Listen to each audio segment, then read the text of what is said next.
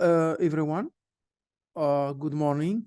So let's start the session. So let me first ask if just to put my camera on. Okay.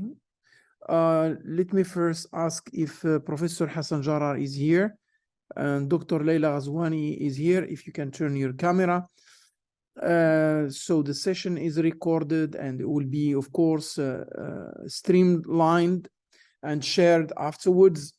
Thank you for all coming and joining this session on the need for climate resilience and sustainable urbanization in territorial planning. So, dear participants, dear colleagues, as we gather today at the 5th International Conference on Canadian, Chinese, and African Sustainable Urbanization, under the theme of financing African cities, infrastructure, land management, and markets. So our focus sharpens as we delve into the intricacies of sustainable urbanization through innovative territorial planning.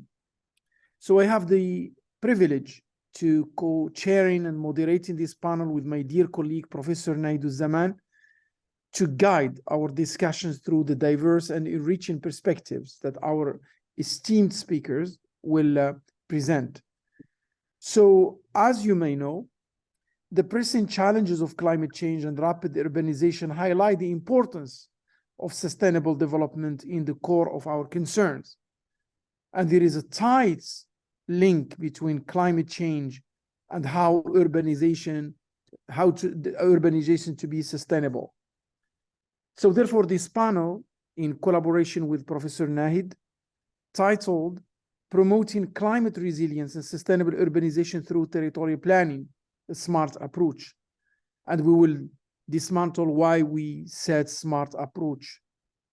So this actually panel underscores the commitment to addressing both financial aspects and the broader spectrum of climate changes. And as Professor Nahid knows that this financial aspect rarely is covered when it comes to climate change, even sometimes is intricate.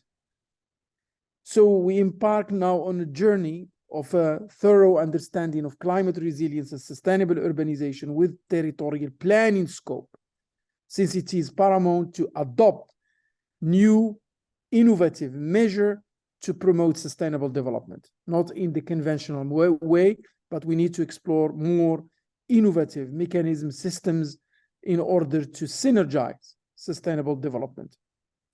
So our discourse gets around the three key pillars: smart cities, territorial cohesion, and the integration of digital twins into planning frameworks.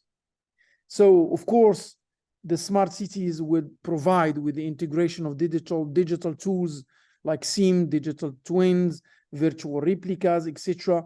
This would be very important to monitor real time and optimize urban and rural life. And as you've heard, I'm adding rural. It's not only limited to urban, but also rural.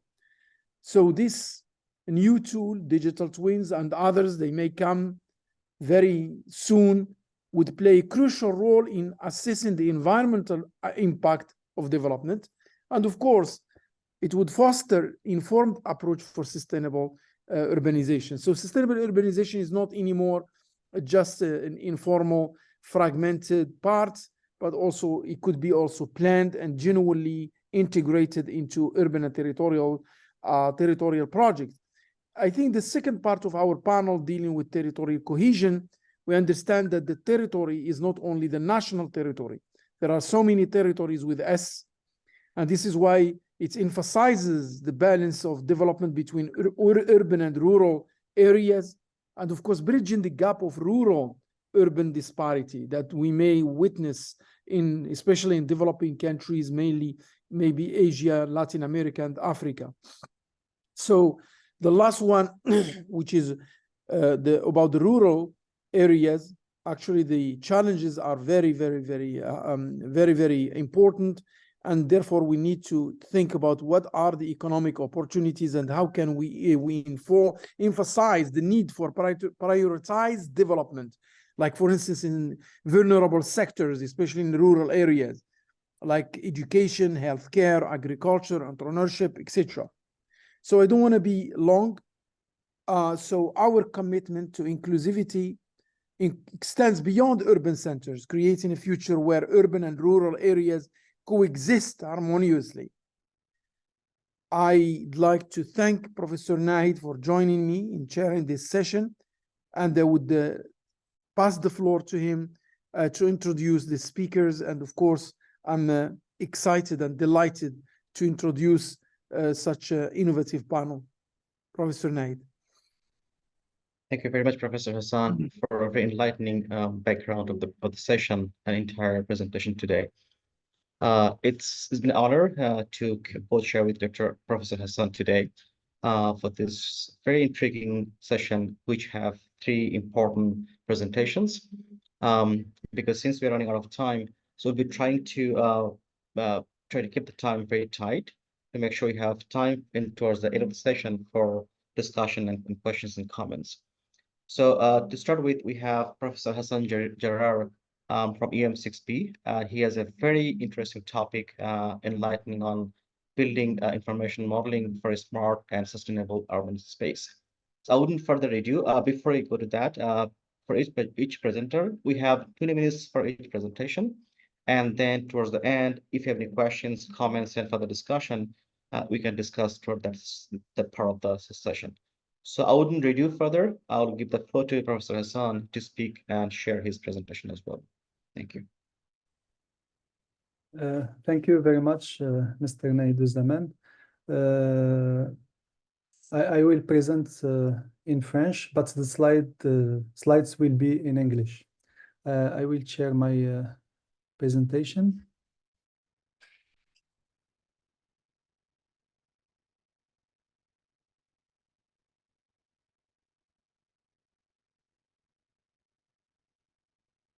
It's okay for the presentation? Okay. Tout d'abord, Sorry, Professor Hassan, do you mind if you make it full screen? So. Full screen. Yeah.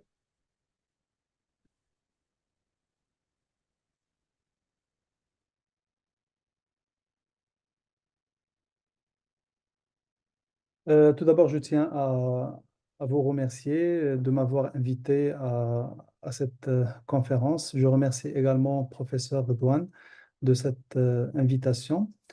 Je remercie aussi les présents, les conférenciers présents avec nous. Alors, le thème de cette présentation est le suivant, c'est comment utiliser le BIM pour tout ce qui est conception, rénovation d'un espace urbain durable et intelligent.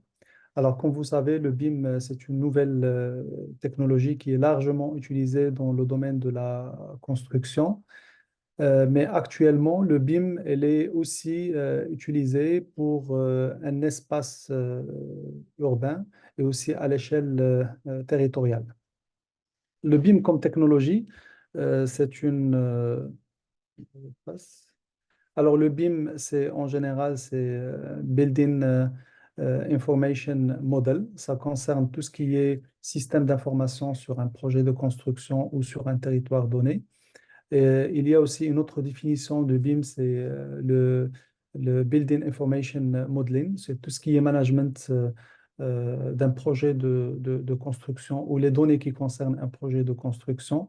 Alors, lorsqu'on souhaite élaborer une base de données territoriale sur un espace urbain ou sur un bâtiment ou sur un projet de construction, on va collecter plusieurs catégories de données. Alors, ces données, il faut les gérer. Il faut les stocker dans des bases de données pour que nous puissions les exploiter par la suite. Il y a aussi tout ce qui est management. Ça concerne la gestion d'un projet de construction d'une base de données sur un territoire ou sur un bâtiment. Donc, le BIM, elle est utilisé tout au long d'un projet de construction. Si nous prenons, par exemple, un projet de construction, elle est constituée de plusieurs étapes. La première étape, c'est l'élaboration c'est la conception, bien évidemment. C'est l'élaboration d'une conception architecturale du projet. La deuxième étape, c'est tout ce qui est en relation avec la réalisation ou l'exécution du projet. Après la réalisation du projet, on passe à une autre étape, c'est l'exécution et par la suite l'exploitation et la maintenance du projet. Alors le BIM, il est utilisé tout au long de ces différentes étapes. Nous pouvons l'utiliser pour optimiser tout ce qui est conception architecturale d'un projet. Nous pouvons l'utiliser aussi pour faire des simulations dans un objectif d'étudier l'impact, par exemple, l'impact de ce projet sur un territoire donné d'un point de vue environnemental. Nous pouvons l'utiliser pour optimiser le coût de réalisation d'un projet. Nous pouvons utiliser le BIM aussi pour tout ce qui est, euh, pour tout ce qui est optimisation des tâches de réalisation euh, d'un projet. Donc, la simulation, c'est au cœur de tout ce qui est BIM. À l'échelle territoriale, la simulation pourrait aussi être utilisée pour tout ce qui est étude, par exemple, de l'impact d'une inondation, d'un séisme sur un territoire donné. Euh, alors maintenant, le BIM, il est utilisé à l'échelle d'un bâtiment, à l'échelle d'un projet de construction. Et lorsqu'on souhaite l'appliquer sur un territoire donné, on doit le combiner avec tout ce qui est SIG. Alors, le SIG, c'est Système d'information géographique. La combinaison du BIM et de SIG va nous permettre de constituer une base de données territoriale sur laquelle on va se baser pour la rénovation urbaine, par exemple, pour étudier l'impact d'un projet sur l'environnement, pour faire des simulations territoriales, etc. Et là, on parle de ce qu'on appelle le GeoBIM. Donc actuellement, le GeoBIM, il est largement utilisé dans tout ce qui est planification urbaine, dans tout ce qui est rénovation urbaine, etc. Donc, pour vraiment aller vers un jeu BIM, nous aurons besoin des données BIM, des process BIM, des normes et standards BIM, et aussi nous aurons besoin de tout ce qui est constitution d'une base de données géographique sur un territoire donné. Euh, alors, deux concepts qui sont complètement différents. Le BIM, c'est à l'échelle d'un bâtiment et le SIG, c'est à l'échelle d'un territoire donné. Donc, pour aller vers, vers une base de données SIM, nous aurons besoin, bien évidemment, de combiner les deux. Mais pour combiner les deux, on doit utiliser des outils, on doit utiliser des normes, des modèles de représentation, etc. Alors, si nous prenons le SIG en général, il est basé sur la structuration de plusieurs couches. Les couches, une couche qui représente tout ce qui est infrastructure, une couche qui représente tout ce qui est socio-économique, une couche, par exemple, qui représente tout ce qui est topographie, etc. Et d'un point de vue représentation, le BIM permet de donner, le SIG plutôt, permet de donner une représentation tridimensionnelle d'un territoire donné. Alors, par contre, le BIM, il est réalisé à l'échelle d'un projet d'infrastructure, comme par exemple une voirie, un pont, un barrage, ou à l'échelle d'un bâtiment. Donc, il permet de représenter toutes les informations qui concernent le bâtiment, par exemple le plan archi, le plan MEP, le plan structure, etc. Donc, euh, le BIM concerne le local, par contre, le SIG concerne le global. Alors, il y a deux échelles qui sont complètement différentes et pour aller vers un SIM, nous aurons besoin, bien évidemment, de les combiner dans une seule base de données territoriale, c'est-à-dire dans un seul modèle de représentation.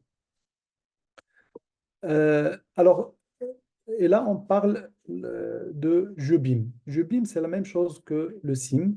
Alors, GeoBIM, lorsqu'on combine le BIM et le SIG, et le SIM, mais GeoBIM pourrait être appliqué à l'échelle d'un territoire donné, comme par exemple un quartier, comme une ville, euh, une ville, une commune, une province. Par contre, le SIM, c'est à l'échelle des villes. Alors, comment utiliser les concepts de GeoBIM et de SIM pour, bien sûr, optimiser tout ce qui est planification urbaine et pour tout ce qui est élaboration d'une ville durable.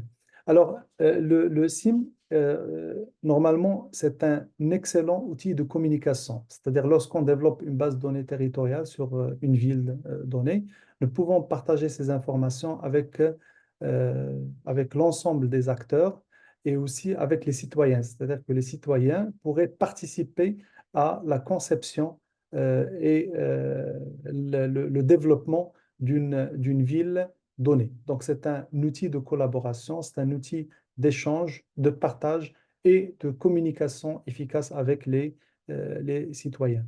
Alors, comme j'ai déjà mentionné, le SIM, nous pouvons l'utiliser pour simuler, bien sûr, l'impact d'un projet sur un territoire donné. Et lorsqu'on parle d'un territoire, il y a la composante population qu'il faut prendre en considération, il y a la composante environnement, il y a la composante par exemple, mémoire, histoire d'un territoire donné. C'est-à-dire que lorsqu'on constitue une base de données physique, nous pouvons combiner cette base de données physique avec d'autres informations qui influencent la planification urbaine à l'échelle d'un territoire donné. Et le SIM représente aussi un excellent outil pour l'intégration de ces informations qui sont disciplinaire. C'est-à-dire que nous pouvons aller vers la représentation d'un modèle multidimensionnel que nous pouvons utiliser par la suite pour simuler l'impact d'un projet sur la population, sur le trafic, sur, par exemple, l'infrastructure existante, etc. Alors, le SIM aussi permet de constituer une base de données territoriale que nous pouvons exploiter par la suite pour optimiser le coût de réalisation d'un certain nombre de projets. Donc et d'un point de vue développement durable, donc le SIM permet aussi de suivre l'évolution des indicateurs, c'est-à-dire que nous pouvons utiliser ces informations pour le calcul d'un certain nombre d'indicateurs, pour le suivi de tout ce qui est réalisation des objectifs de développement durable. Alors, pour aller vers des SIM, donc on doit utiliser bien sûr des outils. Actuellement, il existe des outils qui sont open source et d'autres outils qui sont propriétaires. Mais d'un point de vue utilisation des outils, il faut faire attention. Donc, il faut tout d'abord identifier l'objectif du SIM ou l'objectif du GeoBIM. Pourquoi on va utiliser, quels sont les cas d'usage qu'on va utiliser pour le développement de ce SIM et pour le développement de ce GeoBIM. Et par la suite, nous pouvons faire une étude de benchmark entre les outils existants permettant d'arriver à notre objectif ou de répondre à nos besoins. Donc, le choix de l'outil, il est important parce qu'il existe des outils qui sont conçus essentiellement pour l'élaboration des SIM à l'échelle des villes, comme par exemple City Engine ou InfraWorks. Il y en a d'autres qui sont développés pour tout ce qui est BIM, comme Revit, comme par exemple Allplan, etc. Donc, le choix de l'outil, il est important. Et parfois, dans un projet, nous aurons besoin d'utiliser plus qu'un outil, plusieurs outils permettant d'arriver à notre objectif. Alors, maintenant, pour le SIM, donc c'est un excellent outil pour la mise en place d'un projet de ville intelligente qui permet de respecter tout ce qui est normes de développement durable. Mais il existe des points de vigilance qu'il faut prendre en considération avant d'utiliser ce SIM. Alors, le premier point, c'est il faut veiller à la disponibilité de données. Est-ce que les données ils sont disponibles? Sinon, il faut les collecter. Il existe des techniques permettant de faire l'acquisition des données. Parfois, on utilise des données qui sont open source. Lorsqu'on utilise des données open source, on doit contrôler la qualité de ces informations avant de les injecter pour l'élaboration d'un modèle d'un modèle SIM ou un modèle GeoBIM. Mais il existe des moyens et des techniques permettant de faire l'acquisition de ces informations, comme les drones, comme par exemple le laser scanner 3D, comme les lidars, etc. Donc la donnée, elle est importante. Donc il faut veiller euh, il faut veiller au respect des normes et de qualité de données, parce que si les données sont erronées, ça va impacter par la suite tout ce qui est, euh, tout ce qui est décisionnel. Alors, deuxième point qu'il faut prendre en considération, c'est la sécurité. Lorsqu'on parle des données SIM ou des données BIM ou GeoBIM, on doit vraiment utiliser des plateformes qui sont sécurisées. euh, Parce que la donnée sur une ville, c'est une donnée un peu, parfois, on collecte des données qui sont sensibles et qu'il faut vraiment les sécuriser pour pouvoir les utiliser convenablement. Alors, troisième point de vigilance qu'il faut prendre en considération, c'est les cas d'usage. Lorsqu'on travaille sur un cas d'usage précis, par exemple la performance énergétique ou le développement durable, euh, on doit, on doit maîtriser le volet métier. Parce que le volet métier, il est important. On doit utiliser des modèles qui sont convenables. Parfois, on intègre des modèles qui ont été développés dans d'autres pays. Alors, ces modèles, bien sûr, il faut les adapter au contexte, bien sûr, marocain, si on souhaite, ou africain, si on souhaite les utiliser à l'échelle de l'Afrique ou à l'échelle du Maroc. C'est-à-dire, on ne doit pas utiliser un modèle sans l'adapter et sans le contextualiser, c'est-à-dire le modifier pour qu'il puisse répondre aux spécificités d'une région donnée ou aux spécificités d'un cas d'usage précis. Alors, un autre point de vigilance qu'il faut prendre en considération, c'est les normes et les standards. Lorsqu'on parle de SIM, GeoBIM, là, on est en train de parler d'un modèle interopérable. Interopérable, c'est-à-dire capable de communiquer avec plusieurs logiciels, de communiquer avec plusieurs solutions existantes. Et dans ce cas-là, on doit veiller au respect des normes. Si nous prenons les SIG, les normes SIG, c'est les normes ISO TC 211 qu'on doit respecter pour la constitution des bases de données SIG, et les normes BIM aussi, les standards de Building Smarts et les standards aussi de OGC qu'on doit utiliser pour élaborer un modèle SIM interopérable. Donc, à ce sont en général les points de vigilance qu'il faut prendre en considération avant d'aller vers le développement d'un modèle SIM ou un modèle GeoBIM. Et je vous remercie. Je pense que c'est 8 minutes, Nahiduzzaman. 8 minutes, 8 minutes concerning the presentation. What's the duration of presentation? You have like 4 minutes left.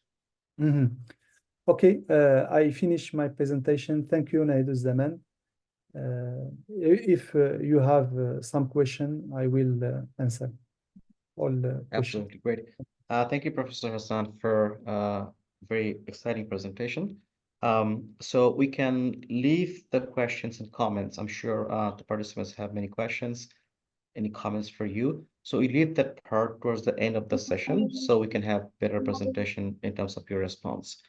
So I'll leave it there and then I'll move on to the next presenter, Dr. Leila.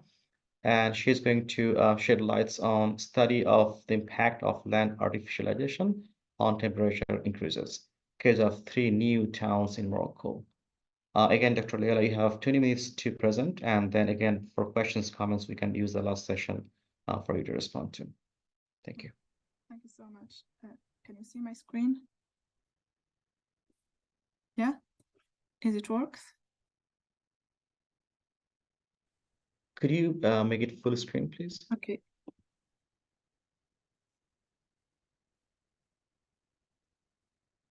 So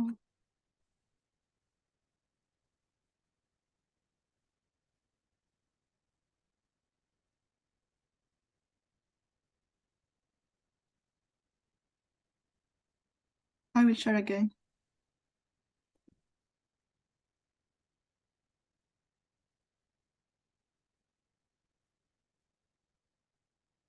It works now?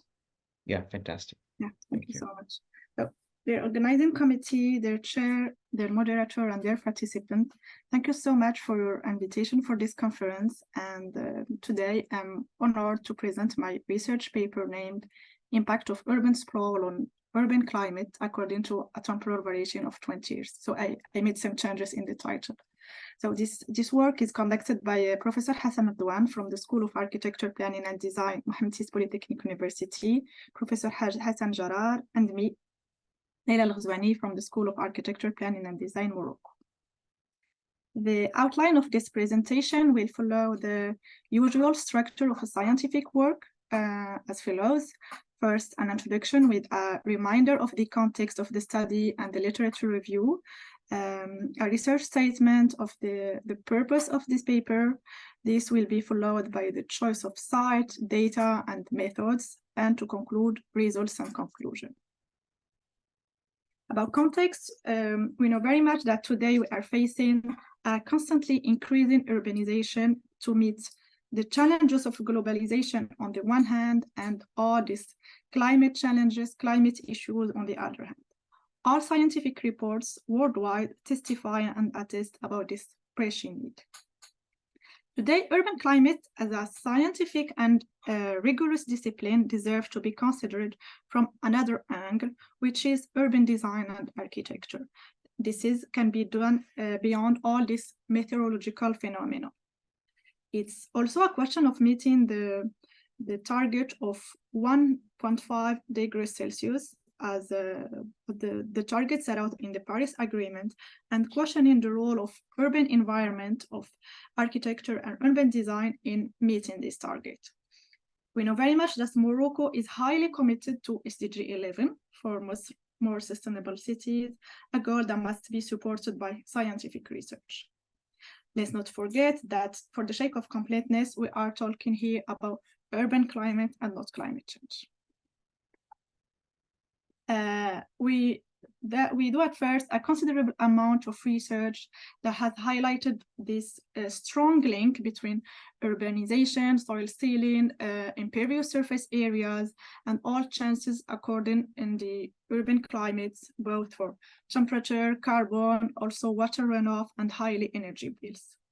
Here, a few scientific publications dating from different years in different geographical contexts. We have African, Asian, European countries, and above all, using different methodologies like statistical methods, simulation, and interpretation of satellite imageries. But all of these studies are leading to the unique and the same result, which is that this increase in temperature, more generally a change in urban climate parameters over the last few decades, was also accompanied by the phenomenon of urban sprawl, rural depopulation towards cities. So based on the proposal literature, the Moroccan context, but also our research topic at the School of Architecture, Planning and Design, this research work aims at the following. One, characterize the impact of urbanization in Morocco on the urban climate. As we will discuss here, we approach the phenomenon of urban climate according to the criteria of both temperature and thermal comfort index. The second purpose is to provide a temporal perspective, a large temporal perspective on 20 years of urbanization in Morocco. And let's remind us these 20 years are years in which Morocco has experienced unequaled urban expansion. And three, vary urban planning concepts will study industrial cities, green cities, and new town, and we're investigating all the impact about urban climate. So the question is, why should we study this, and what's the significance and the relevance for studying urban expansion and urban temperature?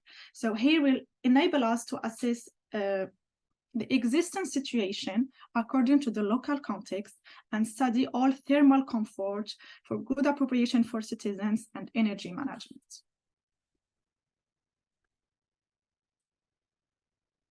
About the choice of cities, we have a sample of 9 cities. This will enable us to have a large and a good territory coverage of all Moroccan cities and diversity of climates. So we categorized here three big parts like new towns in the cities of Tamansour, Tamsna, and Ben Gurir, growing cities with 4 cities, Tangier, Dakhla, Fes, and Oujda, and large cities and metropolises like Casablanca and Marrakesh. So on the 9 cities studied, we considered new cities, as I said, developing alongside large cities like Rabat for Tamsna and Marrakesh like Tamsour and Ben Gurir. We can say like different climate and different urban choice for this sampling. We have also growing cities with big cities in Morocco that, as I said, experiencing urban expansion during these 20 years.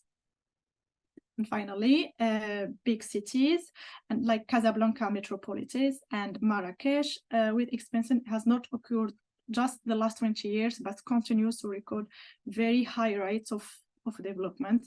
And you can say also for Marrakesh, development is done on desertic land. For more conventional results, we have extended the study period on 20 years, and this year coincide with the most let me say, the structuring urban development in Morocco and cities studied in this study. The urban climate will be studied, as I said, through 2 parameters or 2 criteria, which are air temperature and thermal comfort. The Universal Thermal Comfort Index, which is a human biometeorology parameter used to assess all the link between outdoor environment and human well-being. These 2 criteria are studied according to an annual average over 20 years with 5-year intervals.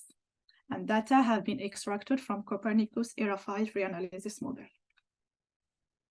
So here, to address the research problem, we'll first analyze each city and assess its spatio-climatic evolution, and then we'll analyze all cities according to the categories we've named, new cities, cities in expansion, and large cities.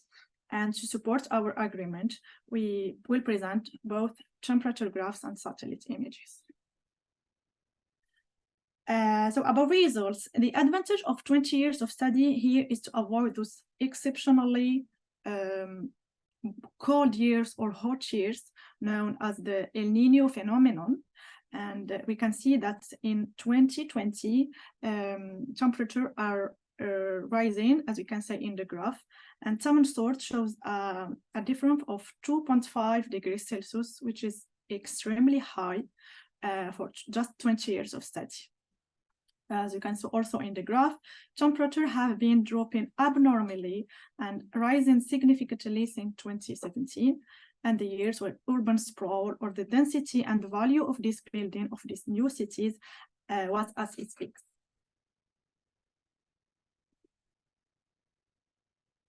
About growing cities, the difference is not as significant as in the new town, where the transition from green land to impermeable land was, let me say, abrupt. And the trend here has been noticeable since 2020, with the end still higher than at the beginning. And again, amplitudes remain well below this record in new town. It's not as high as new towns. About the last, category of cities, which is big cities and the metropolitan areas, El Niño phenomenon was confirmed, hence the importance of broadening and enlarging the sample of 20 years of studies. And since then, temperature have been rising steadily, as you can see here in the graph, and confirming this momentum of urbanization in Morocco since 2020 or 2017, with amplitudes this time reaching 2 degrees Celsius, which is still very high. So by conclusion, let me say that in Morocco, and independently of the type of urbanization, here we have 9 cities, independently of climates. We have also different climates in different cities. The relationship between urbanization, thermal comfort, and temperature rise is approved. The rate of rise is highest in new towns, like we see in the first graph, and metropolis area, but stay low in expanding town, with a less, pronounced and less abrupt transition to urbanization. It's also important to say that amplitudes are sometimes worrying. In the first case, we reached 2.5 degrees Celsius over 20 years of study, which is still, as I say, very high and very worrying. The results of this study speak for sure, but it's also important to highlight the limitation of the methodology. Like the city average here can be confusing, but it will be also interesting to study like a pixel mapping, particularly for expanding city, and maybe we'll have more significant research. Before concluding our presentation, we'd like to take this moment to make a few recommendations to guide future urban development and to rethink the concept of new cities or new towns, given their high risk, as we see, about temperature rise. It's also about aligning both adaptation and mitigation strategies in the face of the risk of temperature rise and urban heat island. And finally, we can say that we have to prevent new development and think again and differently about different scenarios and all their environmental impact. Thank you. Thank you very much, Dr. Leila. Very nice presentation with the facts and figures about the cities in 3 different categories. Excellent presentation, and thank you for being on time. Again, please keep your questions and comments for Dr. Leila towards the end. We can discuss further in details and we can elaborate on those and asking questions to her. Now we are moving on to the 3rd presenter. I'm not sure if she's here yet. Professor Nahid. Yes.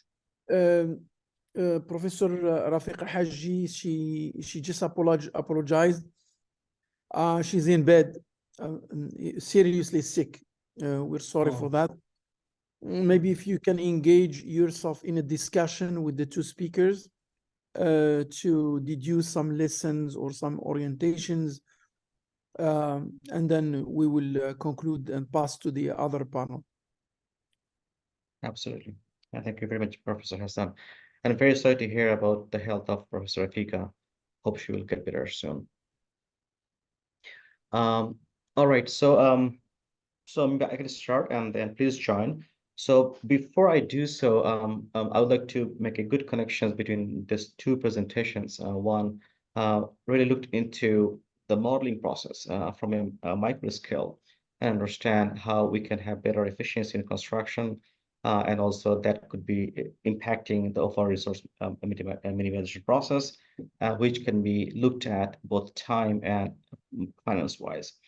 And when Dr. Leila presented, the presentation was very, very enlightening to the fact that how the cities across the country are impacted by the level of urbanization process, and the choice of growth was one big factor of that, and how these 3 categories of cities could be affected by different level of thermal impact, which has been really a matter of concern for so many years. I do have questions and comments for them, but before I go on to the part of my plate, please raise your hand if you have any questions, and we can really go to that further.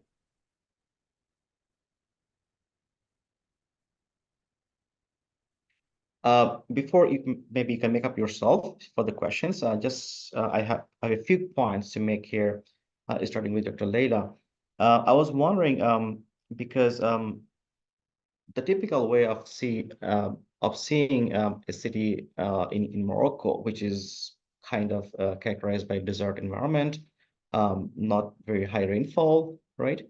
And in my experience back in Saudi Arabia, the thing I've seen that the built surface was the key factor, which was triggering the heat impact into the cities. So in the overall scale, urban heat impact was pretty high in the city areas, which is not the case, by the way, in the rural areas, which are mostly sitting on the sand. I was wondering, back to your presentation, when you look into the urban heat island impact, does it have any kind of influence towards thermal comfort that you have seen in 3 categories of cities? Yeah, thank you so much for your remark. Yeah, there is also, a short link between thermal comfort and air temperature, since thermal comfort index is, a mathematical relation where we think in consideration temperature, humidity, and other urban climate parameters. So when we have, I didn't present here the graph about about thermal comfort index, but in each case we have an increase of temperature. It's always a decrease in thermal comfort. Excellent. My follow-up comment would be this, because I really like the way you have chosen the cities, which are small cities and then emerging cities and then actual metropolitan cities or bigger cities. I was wondering when came to the part of the causing factor, which are impacting or affecting the thermal comfort. So what are the factors that you see are common across the cities? Any enlightenment on that? For each cities, independently of which is new towns or large cities or cities in expansion, it's always due to this impervious surface area, which are raising urban sprawl. And for new cities, it's more significant, and this change is just abrupt, and we can see how this change from natural areas and natural land use to impermeable land use is also accompanied by this increase in both air temperature and a decrease in thermal comfort index. Yeah, that's a big challenge. So I was thinking about the other front of the research, the policy implications. And I was wondering, having this really very, very interesting and important research findings at your hand, what is your take for the policymakers? How they will learn from your research? Any advice for them? So, the purpose of this paper is first to assess this the situation between different cities, different climates, and different way of urbanization. Then we can be in a list of recommendation about, as I said, adaptation and mitigation. I think it's the unique solution to be in sustainable cities, both adaptation and mitigation. And as we know, vegetation and planting more trees and more green spaces is the unique way to target and to challenge this issue about air temperature or land surface temperature increase with urban heat island in general. Very good. Excellent. Any questions, comments from Professor Hassan or any other from the participants?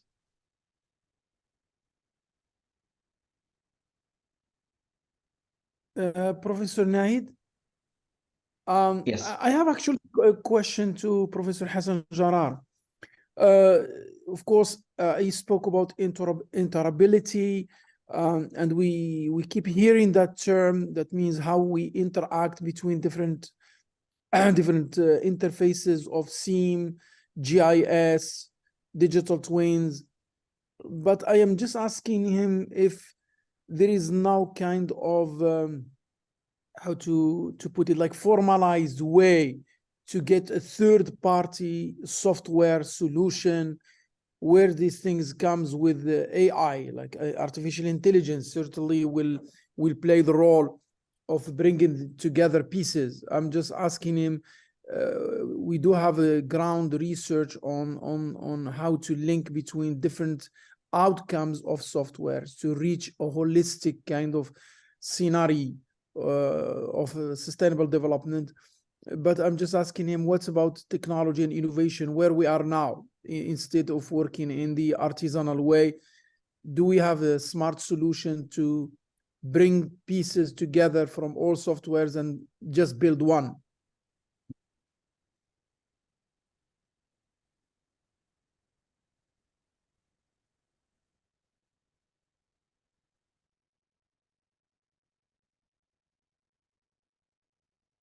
Professor Hassan, Gerard, are you here?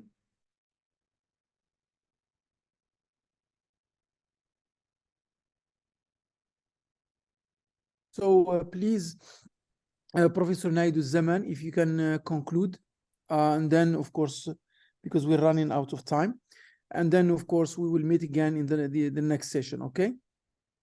Absolutely. Great. Very enlightening session. Even though we have missed Professor Rafika because of her ill health, but otherwise these two presentations are really important, and they have very good linkage between how we can look at cities and the future of the cities from a micro to macro scale, and all the factors that are causing changes happening, and how possibly we can make our cities resilient towards the future climate, which is quite not very blessing at this point.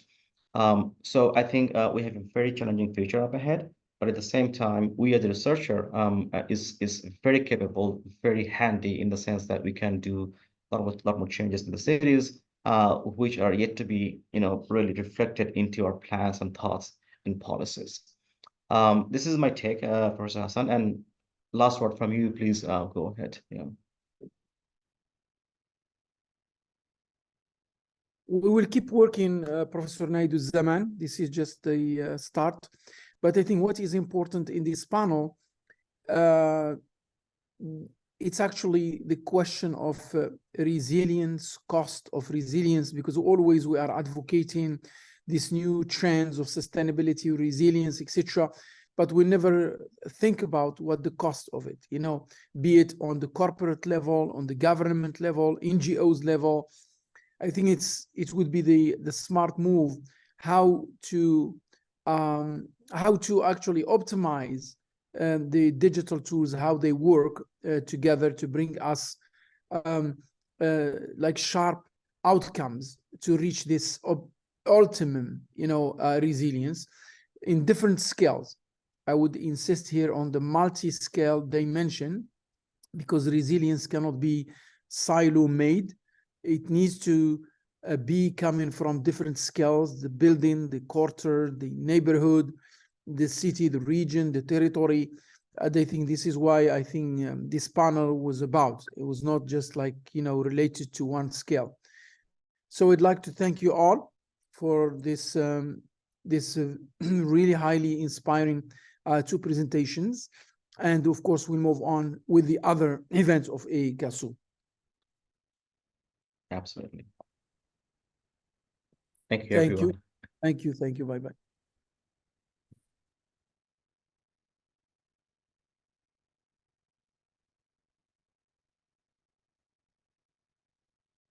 Hello, everyone. Hello, Professor Nahid. I'm here. Hi, Professor Hassan. Thank you for being here today as a co-chair of the session. Hello, everyone. It's good to be back here again with our second part of the session today. So before I hand in the session to Professor Hassan, just to recap a bit, what is the essence of the session and what are we expecting from the session to be learned, at the same time enlightened about. So as we are talking about urbanization process, which is a very tricky, at the same time challenging process, which has the heat everywhere, name it in the richer countries, in the poorer countries, anywhere, it has been a challenge. The question now, how are we planning for urbanization process? That's a big thing to think about, right? Often the big cities are really engulfing the challenging of huge rush of urbanization. At the same time, the third world countries also having a similar problem, which are often going to unplanned. So with this kind of planning versus unplanning urbanization process, the key question comes out is about finance, right? How much our infrastructure is ready to cope with that influx of urbanization is a big question. And there is no cities in the world which are totally prudent to the fact that they can take entirely any amount of urbanization process that that could support, name the housing, name the transportation sector, name any other supporting services which could imply to support those newly urbanized population. So it's always been a big challenge, always been a big threat at the same time, to the all cities in the world. The question now, being researchers, being working on these areas, prudently with a higher attention. The question would be, what would be our takeaways that we can learn from different settings, different context, different financial situation, which could make us learn it to the fact that the better way out for tackling this urbanization process. It's not a one-way process. It's definitely, there are multiple ways which needs to be putting forward to make sure we have all range of options available to tackle those increasingly challenging urbanization process. So I wouldn't go further to the part of what we may see in the presentation, but we're very excited to be here to see some of the important aspects of urbanization process through few case studies, perhaps. So I'll leave it here and hand over the session to Professor Hassan to enlighten us with his comments and also the proceedings. Professor Hassan. Thank you, Professor Nahid. I think the subject of this panel or this session is very timely. How actually rural transitions, they are not seen anymore like as you may know, Professor Nahid, restructuring the rural or upgrading the rural, and all the terms they are just trying to pull forward the rural as something behind. I think rural now is a trigger, is also a catalyst for a more holistic, sustainable spatial development.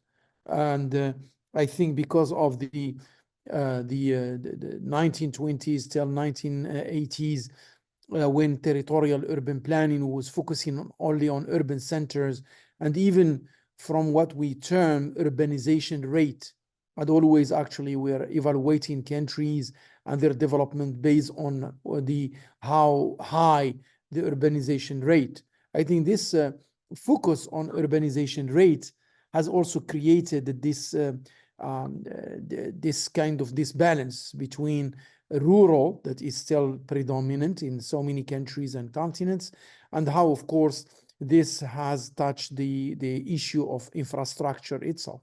I mean, if we say about urban development, automatically we need to have a certain standard of infrastructure that is in tandem with the urban performance to be named urban, or to be named a city as a vehicle where the true development is, where investments are, where cultural entertainment is, where industrial activities is. I think this model of the modernistic city where all is there is not anymore the trend. So therefore, rural should be revisited, and rural is more now as a capital, human capital, environmental capital, ecological capital, and why not economic capital. So therefore, I don't want to be long. So the contribution of rural transition and infrastructural development to sustainable urbanization is a very important topic of this session. And we will cede the floor to Rashida. And we have one presentation.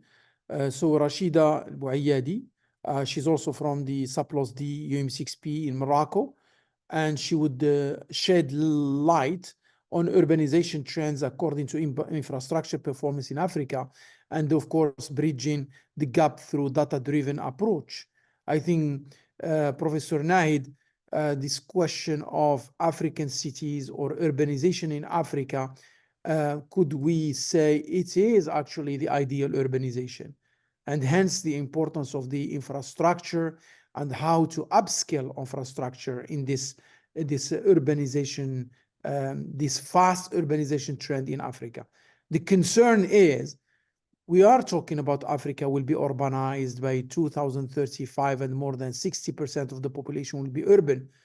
But this also has a threat that infrastructure is not aligned, or the development of infrastructure is not aligned with how much this urbanization is actually spreading and mushrooming all over places in Africa. So please, Rashida, go ahead. Thank you, Professor Radoine. I hope you can hear me, and yes, my screen is... Yes, we hear you well with the presentation. Okay, thank you again. Thank you, dear professors, dear colleagues. Today, I will be presenting my research projects on urbanization trends according to infrastructure performance in Africa, in attempt to bridge the gap through a data-driven approach. This work with the supervision of Professor Radoine and working with Professor Elilouche as well. So to do so, I will be just to move to the next slide.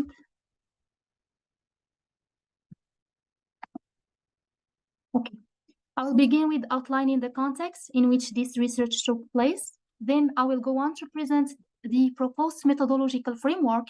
After that, I will be presenting the two-step approach of the methodology, including the first one, studying the relationship between infrastructure development and urbanization, and the second one on clustering analysis and distribution fitting. And finally, I will be concluding with some discussions and results. So at the global context, as we note, by 2050, the world's urban population is projected to nearly double. Urbanization is therefore one of the most transformative trends of the 21st century due to its extraordinary growth. The rate of this expansion is typically higher in less developed areas. For example, Africa's population will double between 2015 and 2050. As you can see here, given their high urban growth rates and the growing share in the world's urban population, Africa and Asia, as mentioned in the figure on the slide, will account for the most of the increments of urban population. The majority of this population is increasingly concentrated in cities, requiring massive urban infrastructure and raising significant urban sustainability challenges. For this study, urban infrastructure will refer to networks and assets that provide and enable service delivery within cities, including energy, water and sanitation, telecommunication, and transportation infrastructure that are directly affected, that directly affect the livelihood and the quality of life of people. In this context, in the context of African cities, and with this unprecedented urban growth, comprehending interactions between urban infrastructure as the main and the primary supplier of urban services and urbanization as a multidimensional process is key to determine is a key determinant to track infrastructure development and sustainability. So that is said, having established our research objective, let's delve into the methodological approach that involves two-step approach. First, I'll be studying the relationship between infrastructure developments and urbanization for selected African countries. This will be done using a regression model with the main objective is to discover association between infrastructure developments and multiple independent variables. Subsequently, the second stage involves simulating urban infrastructure development in these countries using a clustering-based probability model. And will to take into account randomness within these urban infrastructure developments, we'll be using a probability-based model. So as for the first stage of the methodology, the flow chart is as follows. To investigate the relationship between urbanization and urban infrastructure, we used a balanced panel data of 45 African countries from 2005 to 2021. These variables include access to different infrastructures within the city, such as access to electricity, access to water and sanitation, access to the internet penetration, the industrial production, the electricity production. As for urbanization, we use urban population as a proxy for urbanization, and we use urban population growth as a proxy for the pace, if you like, of urbanization. And our dependence variable is African Infrastructure Development Index, which is a proxy for infrastructure development. Then we ran, after specifying the data, we ran 3 tests before panel estimation to select the appropriate model for the data, mainly the Haussmann test and the Proch-Pagan test. There were significant evidence, statistically significant evidence indicating that the individual effects have a systematic impact on the dependence variable. Therefore, the fixed effect is preferred. The two models were used to estimate the fixed effects. We use OLS, ordinary least square, and risk column carry standard errors. Finally, the post-estimation tests are carried out to check if there is any serial correlation or heterozygoticity problems. And the results show that there is a significantly there is a statistically significant relationship between urban population growth and infrastructure development, as a 10% increase in urban population growth that is used as a proxy for the pace of urbanization is associated to 8.72 increase in infrastructure development. As for urban population that used as proxy for urbanization, we see that the p-value is greater than the typical significance level of 10%, suggesting that the coefficient is not statistically significant.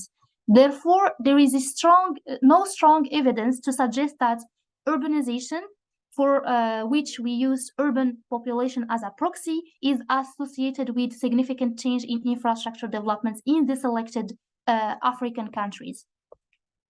As for the second stage of the approach, we've tried to simulate infrastructure developments for the previously selected African countries using clustering-based probability distribution model. To build the model, we follow the 3 steps as follows.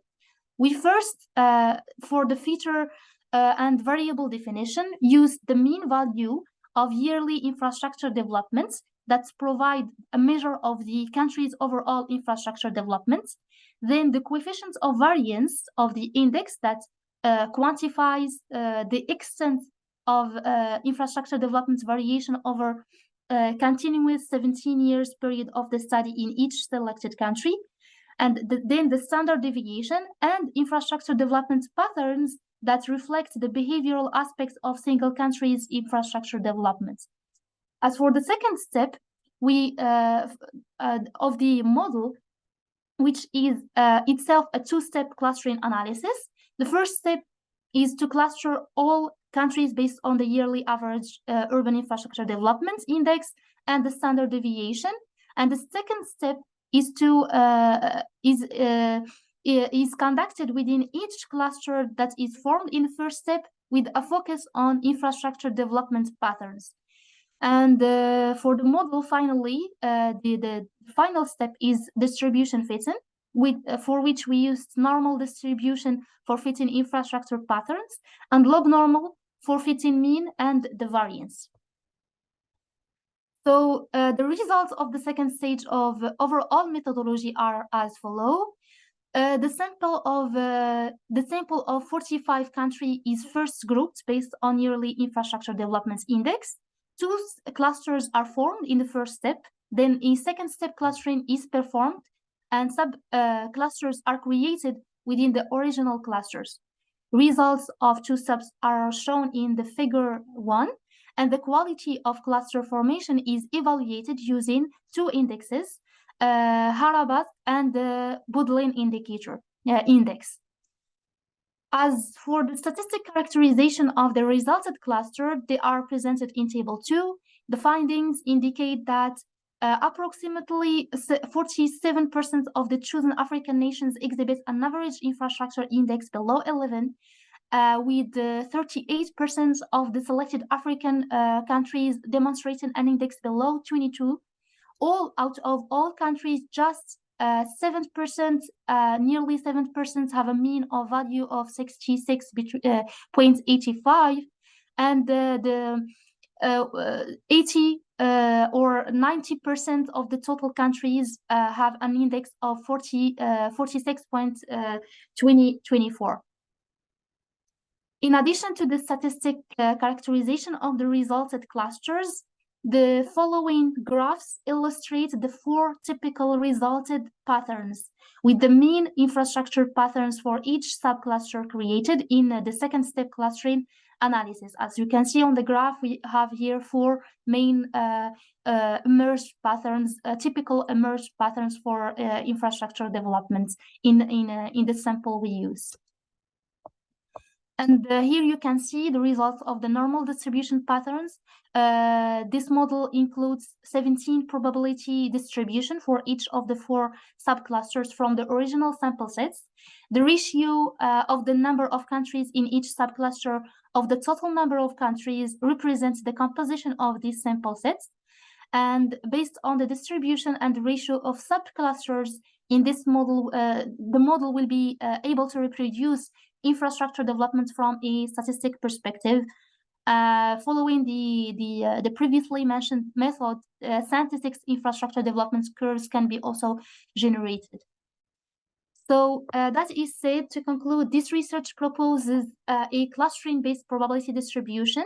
This model tries to simulate the African infrastructure development curves through analyzing the variation infrastructure development index and patterns, thus being able to reflect the stochastic behavior. The model can generate infrastructure development profiles at any spatial scale, meaning any number of countries, and will be able to reflect different features at different scales also. This kind of data-driven approach may lay the ground for other spatial and temporal extensions, as the model is compatible with various time resolutions, which may help take more informed decision-making. And thank you for your attention.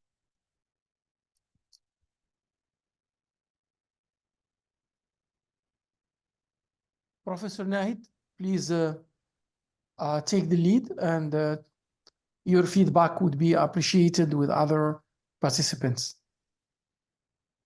Absolutely.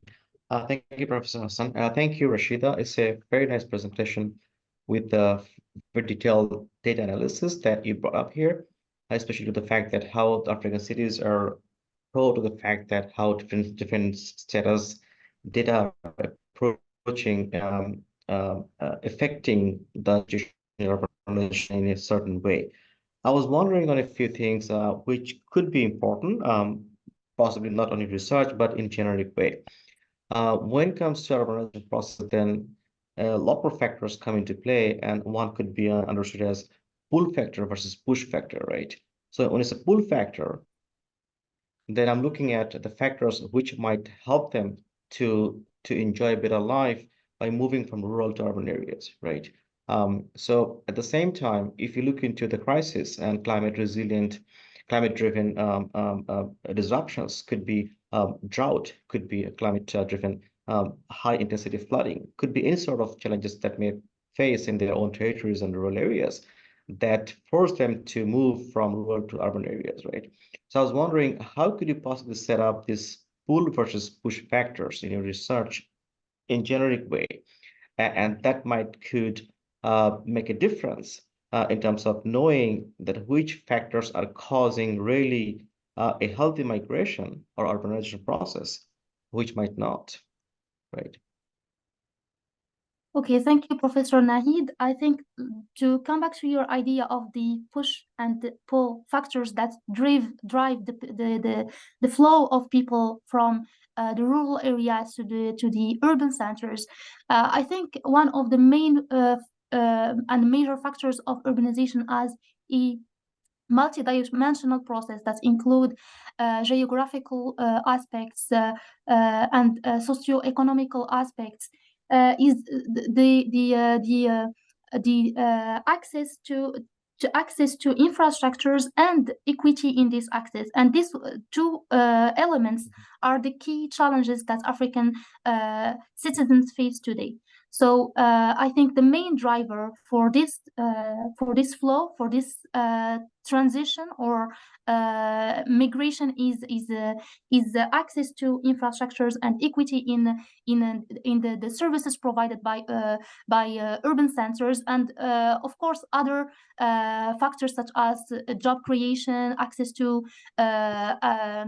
other soft infrastructures that are not necessarily hard infrastructures, as we mentioned in the presentation. It's not limited only on access to energy, transport, telecommunication, ICT, but also other institutional social infrastructures that affect the quality of life of people. We absolutely. Thank you very much for the response.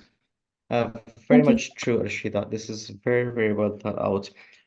You know, because we always strive to be urbanized in a way that has positive connotation, right? But this is not always the case. That's why, you know, there's new vibe these days that why can't we have rural as rural, urban as urban, right? Because we need, so there's no way, there's no need for making ruralization process to urbanization process and other way around. That's why if you look into the new vibe of let's say how to deal with urbanization process in Nordic countries like Norway, Sweden, Denmark, and so on, they're heavily investing on ruralization process in the rural areas to make sure people stay there with their amenities and all the infrastructure development and so on. So there is no need for migration between these two entities, which is strictly, you know, defined by rural and urban areas. Because if you look into the supporting system, if you think about systems thinking process, supporting system, definitely rural areas are highly source of information, source of resources to the city areas, which is equal urban areas, right? At the same time, we need finance for the cities, you know, which could be definitely impacting the rural development as well. So the point was, you know, there's a new vibe of making rural as rural, making urban as urban, as a definition of separation has been a new vibe, which is quite a bit of interesting idea. I'm not saying this is the case for you, but definitely, you know, if you would like to see our future, then definitely there should be a need for understanding how the both systems could be supporting each other, not other around or contested, right? So definitely this is a very good point, and I really appreciate your idea about how you can understand the data-driven approach to make sure African cities understand every bits of pieces of urbanization process, so you understand how to intervene, either finance, either through infrastructure, either through some other means, so we can have a healthy urban environment through a better urbanization process. And I really appreciate your effort in that, and Professor Hassan definitely was partly working with you. It's a wonderful research, and which may have different facets of understanding in the future. I'm really looking forward to that, to see how you coming up with those new ideas of urbanization process, specific to, you know, other cities in the world as a general idea. Thank you, so Professor Hassan. Yes, thank you, Rashida. Please go ahead with the final comments and all those discussions. Yes, Rashida, if you can actually react to Professor Nahid's comment, and then I will conclude, please. I absolutely agree with Mr. Nahid inputs about how to try to limit the gap between rural and urban centers by supporting or creating a support system for rural for the rural area, and exploring the resources within the rural area will help and enable upgrade the livelihood of people there, and therefore this will prevent them to migrate or look forward living in the centers, in the urban centers. As for our study, we try to get a sense in a more scientific way with using data to comprehend the relationship between urbanization trends within African countries and the development of urban infrastructure, and the main objective would be the study has a twofold. We can say that it has a twofold objective. The first one is to track the evolution over time which will enable drawing hypotheses from eventual pathways of the sustainable urban infrastructure development. And the second one is to identify the most influential urban infrastructure area in order to make informed decision making. Thank you, Rashida. Thank you. Professor Radoine. I think as Professor Nahid, you've noticed that there is actually a research flavor in what Rashida has presented, of course, with very rigorous academic methodology and everything. Clearly, you've conducted a lot of benchmark and, of course, field analysis, data-driven analysis. Now, it just like time to time, you need to be very careful, Rashida, to put what you do on the ground in a wider scope, in a wider scope. Of course, there are indicators that urban infrastructure in Africa did not reach yet its ideal performance. And what you've discovered and what you have now as findings, how you would actually put this together with the planning processes and urban planning processes, because infrastructure is also part of the design process of cities, part of the decision-making of cities, part of the taxation side and the financial side. Please, it would be very important that you put a section in your research, not only on the infrastructure flows and just by making analysis on the things that don't work, just infrastructure per se, but try to put infrastructure within a wider urban scope and territorial scope. But however, I am thrilled and happy that your presentation that been very concise and of course you made it clear to all participants what you are up to in terms of infrastructure. So Professor Nahid, if you allow me, I would like to thank all participants, and I hope that we reconnect very soon in another international events. Thank you so much. Absolutely. Thank you very much, Professor Hassan. Absolutely. Thank you. Thank you, everyone. Thank you.